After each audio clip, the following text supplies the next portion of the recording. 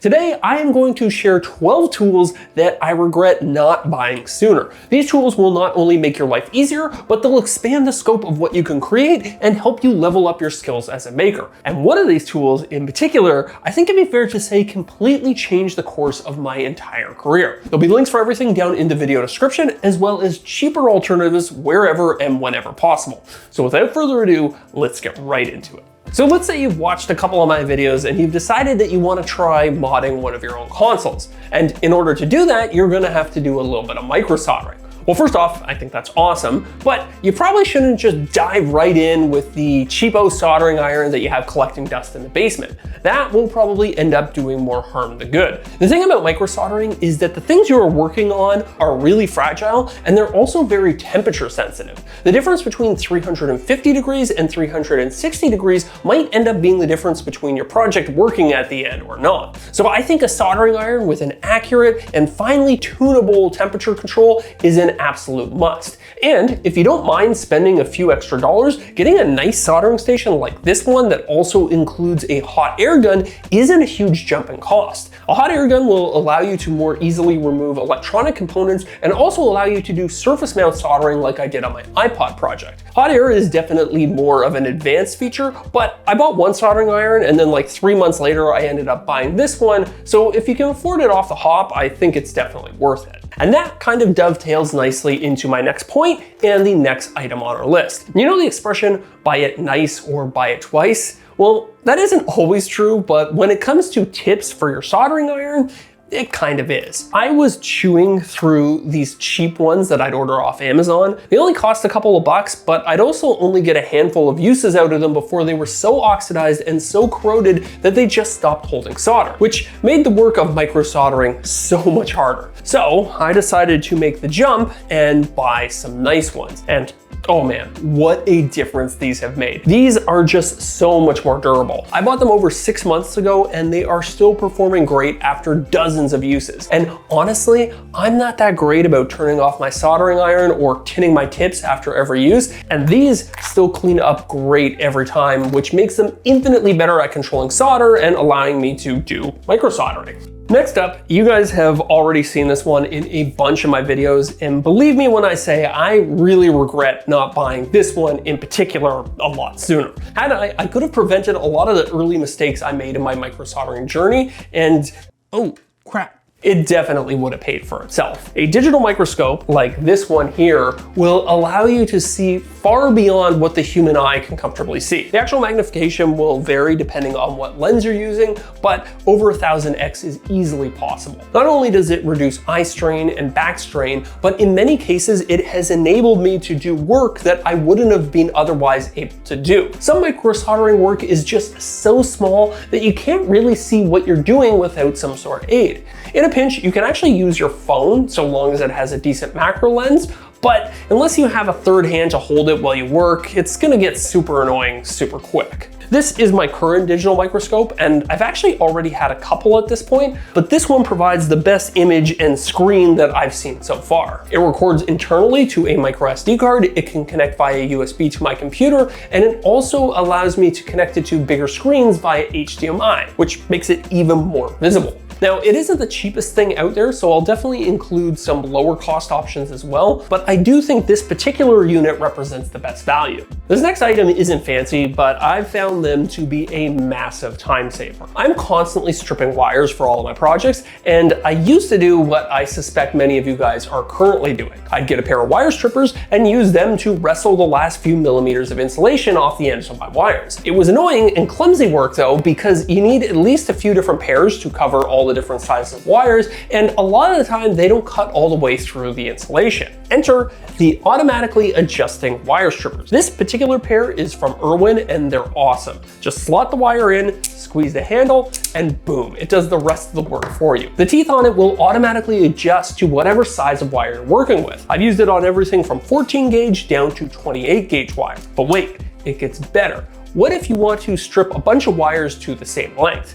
Well, then you have this handy adjustable stop here built right in. And you've also got built-in wire cutters and crimpers down lower on the handle. Honestly, these are such a time saver that I have two pairs, one that I keep here in my office and one that I keep down in the shop. This next item on our list provides quite possibly the best cost to benefit ratio, and it's also so basic that I almost didn't even think to include it on this list. But had I bought it sooner, I could have prevented a lot of damage. This is my silicone work mat, and it automatically comes out anytime I have to work on electronics. For anyone who doesn't know, silicone is very heat resistant, and it's also a great insulator. So I don't have to worry about damaging this mat at all when I'm soldering or using hot air. Like, I can literally take the hot tip off my soldering iron, drop it on this mat, and I know it's gonna be fine. Or when I'm trying to desolder something with hot air, this mat will insulate my desk and prevent it from being burned. It also has built-in organizers for keeping track of screws when I'm disassembling things, built-in magnets for holding tools, it's non-slip, which actually kind of helps hold things in place while you're working on them, and has about a half dozen or so other little useful features. It even makes cleanup at the end of the day easier. This thing will get covered in little solder globs and melted flux, so I'll take it, shake it out over the trash can, and then throw it in the dishwasher, where it'll then come out looking brand new and ready for service. It's also dirt cheap, which is always a plus in my books, and I might even try to see if I can find a slightly bigger version of it, because if I had one complaint, it's that it's a bit too small for some of the things I've been working on lately. And speaking of more, you always need more hands when you're working on small electronics. And that is why I regret not getting this PCB holder a little earlier. This thing is stupidly simple. It's just an adjustable grabber that can hold something while you work on it. It rotates so you can work at different angles, and it works really well in conjunction with my digital microscope. That's why I actually picked this particular holder out of the dozen or so that were available. I think eventually what I'll do is 3D print a frame that integrates it right into the base of my digital microscope so that it's even more secure. This one holds anything up to 200 mil or approximately 8 inches in width. And I think they do actually make a bigger one, which I will probably eventually end up buying for working on my larger format PCBs. It's got non-slip feet, easy to adjust little knobs, and importantly, it's good and stable while you're working. And just like the mat, it's also nice and cheap.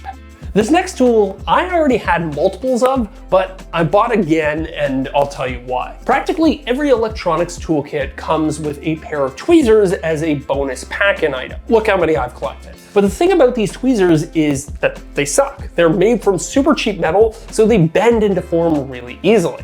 Like, these tweezers barely even hold anything anymore because they have no spring left in them. Trying to hold small components and wires with these is a fool's errand and can turn a simple job into an hour-long affair. So go ahead and buy yourself a nice pair of high-end tweezers. And I should probably put air quotes around high-end, because really I just mean something that's not made with the world's cheapest metal. I got these ones, and let me tell you, they are night and day compared to my old ones. All of a sudden, I can handle really small objects with a lot more dexterity. I don't have to worry about losing my grip, and they're a lot more articulate due to their increased rigidity. I used to watch these soldering tutorial videos and wonder how people could actually manipulate wires and chips so easily, because every time I attempted to do it, the stuff would just slip right out of the tweezers. Well, turns out I was just using really crappy tweezers. They're inexpensive, and they also come in a wide variety of tips for different situations. I think these ones are called the Eagle's Talons or something like that, and I found that they are particularly effective for working on small electronics components. Trust me, these will save you a lot of headache. Now let's talk about some scummy business practices that I hate. Some brands are dicks, like Nintendo. They will purposely assemble their electronics in ways that make them as hard as possible for you, the rightful owner, to disassemble and work on. You might be able to get away with using the screwdriver that you have in your junk drawer for a little while, but pretty quickly you are going to run into some exotic fastener types that you just don't have the right head for. So a good precision screwdriver kit like this one is worth its weight in gold. Heck, one of these will often pay for itself after your first DIY repair. Now, I'm biased because they recently sponsored a video, but I really like this one from lttstore.com. primarily because it allows you to store commonly used bits in the head. I usually keep a T5, a Phillips, and a slot head in here for easy access. But I also really like this one from iFixit that I've had for years and got a lot of use out of. And there's other cheaper alternatives out there as well. The important thing here is that you have one on hand before you need it, because nothing is worse than getting halfway through a repair and realizing that you don't have some random bit to keep going. I've been there plenty of times while working on my car. What the heck is that?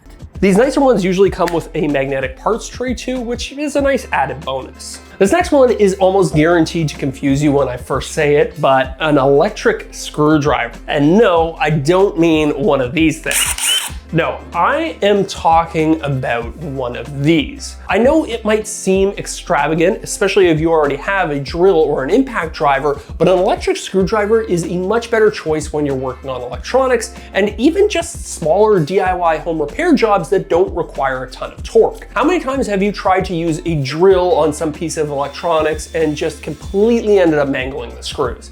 I know I have. This is much less likely to do that and has the added bonus of just working like a normal screwdriver too. So a lot of time what I'll do is I'll screw in a fastener like 90% of the way electronically, and then I'll do the last 10% by hand so that I can carefully dial in that last little bit of torque. And when it comes to undoing a bunch of small fasteners, this thing is a huge time saver. It comes with a bunch of bits, a case, and a USB-C charging internal battery. Plus, this particular Denali branded electric screwdriver is crazy cheap and outperforms many of its more expensive rivals. Now this next one is a big one, but like I said in the intro, I do legitimately think it changed the trajectory of my career. As makers, we're all basically just trying to take an idea that we have in our heads and turn it into reality, right? Well, the day I bought my first 3D printer is the same day I started doing that on a completely different level. I went from thinking in fractions of an inch to thinking in fractions of a millimeter. And yes, I know I just mixed imperial and metric units, but such is the duality of being a Canadian. All of a sudden, I could design exactly what I wanted in CAD modeling software, click print, and in short order, I'd be holding a real tangible version of that design in my hand. And I can already hear your protests because I think I had a lot of the same thoughts. I used to think that I couldn't really use a 3D printer because I didn't know how to 3D model. Well, I've got news for you. 3D modeling these days, it ain't hard. It seems intimidating at first. I was extremely intimidated, but I promise you, I learned the basics of 3D modeling in like 2 afternoons. I'm gonna link a really good series of YouTube videos that taught me literally everything I needed to know about 3D modeling to start designing my own custom game consoles. And I didn't even finish the series. I watched like the first 5 videos and then I just got into it. You might also be thinking that 3D printed parts are weak and borderline useless for any serious applications. Because, well, I used to think that way too. But the truth of the matter is, these days, 3D printed parts, if done correctly, can be extremely durable.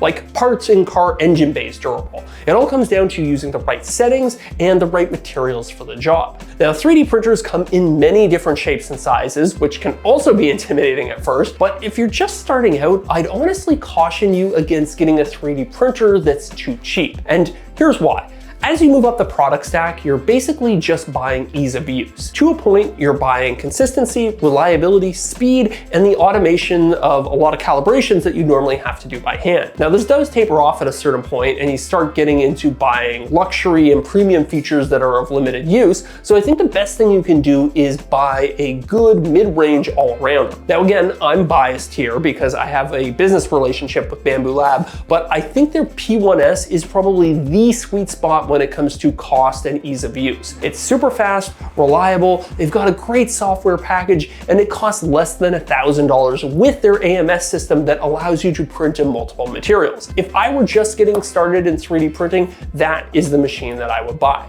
But I'll also include some cheaper alternatives as well. Above all else, when it comes to diagnostics, there is one tool that you absolutely have to have. You see, for some reason, when it comes to electronics, a lot of people will just assume that if something isn't working right, it's complete garbage. But that's like throwing out your car because it got a flat tire. A multimeter, like this one here, will allow you to test various components inside your electronics and figure out where the issue is. Like, I thought this Game Boy was broken because it wouldn't turn on, but it turns out that it just blew an internal fuse, and I used the multimeter to figure that out and to then fix it for less than a couple of bucks. With the multimeter, you can test for voltage, resistance, and continuity between two different points. I use this all the time to figure out charging voltages, polarity, and in some cases, if the traces on a PCB have been rotted out. They come in many different shapes and sizes, and in fact, I actually recently upgraded to this newer, nicer one with a larger screen and a built-in battery, but truth be told,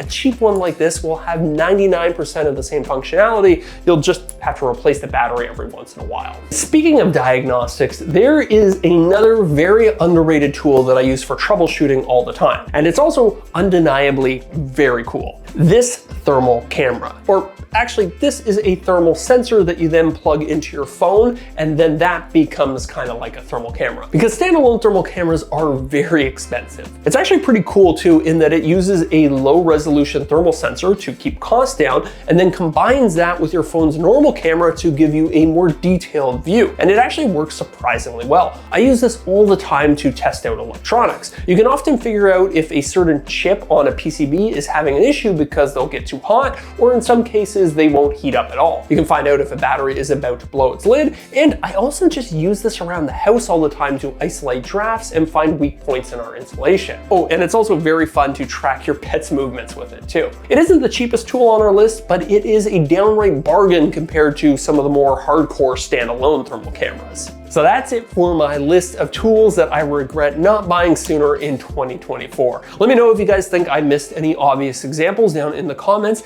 and if you want to get some sneak peeks of my upcoming projects as well as other fun bonus content, consider becoming a channel member. All right guys, that's it for me, and I'll see you in the next one. Peace.